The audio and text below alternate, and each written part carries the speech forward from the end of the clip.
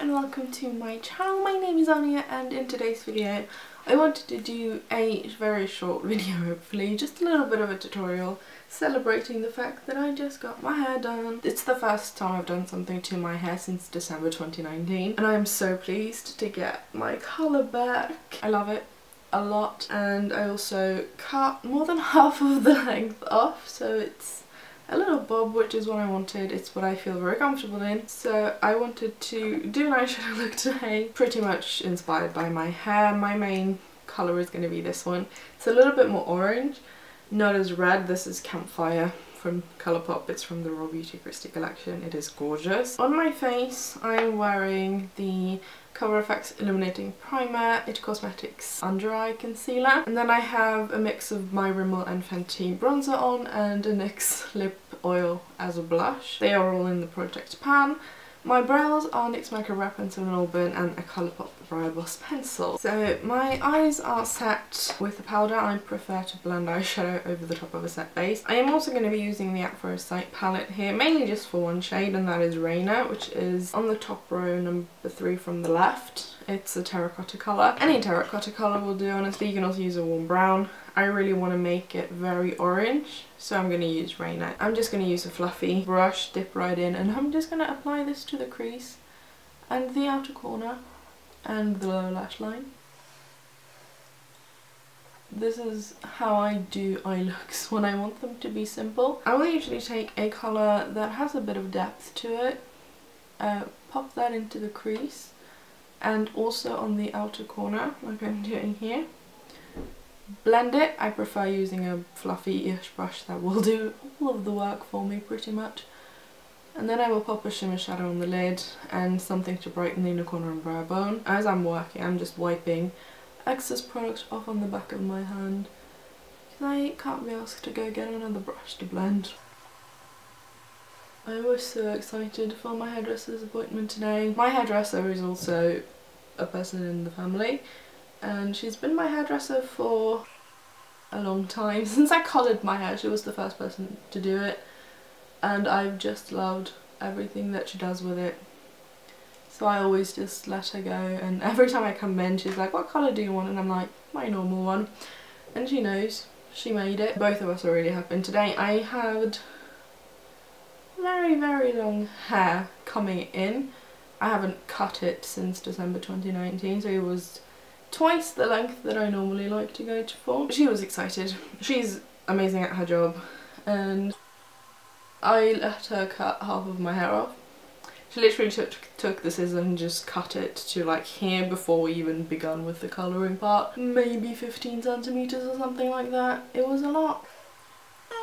I'm really pleased that I decided to go this short, because I was considering maybe, you know, collarbone length or something, but no.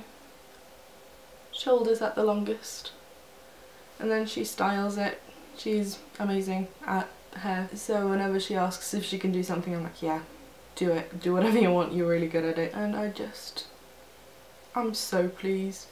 I think this may be the shortest that I've gone with my hair, because I think last time I cut it short, which is medium length I think for most people. It was collarbone. It was a little bit longer than this. It was like down to about here, a little bit above my collarbone, just beneath the shoulders. But I'm just so glad to get a lot of length off my head, because I've been wearing it up for the most part because it's too long. I'm gonna miss being able to braid my hair though, because I do love a good braid, and I've been wearing it in a braid for the last couple of days that I can like tuck over my shoulder and it peeks out. I love that. I'm gonna miss that. That's always my dilemma, because when I cut it short I can't braid it like that. I can still braid a little bit backwards and like French braid it, but I'm always more comfortable with the shorter hair. I think it just suits my face better, it suits my energy level and my hair ability better as well.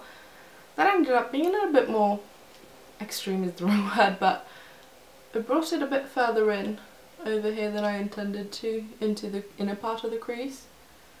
But I don't hate it. I do this with my eyeshadow a lot of the time. Then for the Super Shock, I prefer to apply shimmery Super Shocks with my finger. I'm going to do that and just put that onto the lid. And a little bit into the crease, I don't actually mind that. And then I just go over the edge with my brush a little bit, just to blend everything together. Do I want to put that on the inner corner or not? I'm going to do it.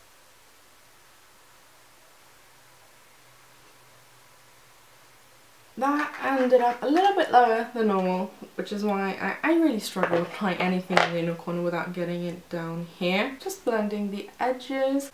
I'm then going to put mascara on and a little bit of lipstick and maybe some liner on the lower lash line. So that is makeup done. I ended up going with the Hallberg Likeable Mood Crayon, which is an orange. I also had a brown here. I feel like orange, it just works a bit better. And then I went for a plum lip. This is Miami in the NYX Soft Matte Lip Cream, which I don't think is an existing shade, but it should be because it is gorgeous. It's my favourite, and I just love plum with this hair colour. I really like it. Thank you so much for watching the video. I hope you have enjoyed it. I don't know if I said it, but copper is one of my favourite eyeshadow colours to wear, and it's my go-to when I want something simple and easy because it just looks amazing and it makes my blue eyes pop, and it also complements the hair, which we love. So thank you so much for watching the mini tutorial. It wasn't really a tutorial, more of just me having fun. I am gonna go make dinner.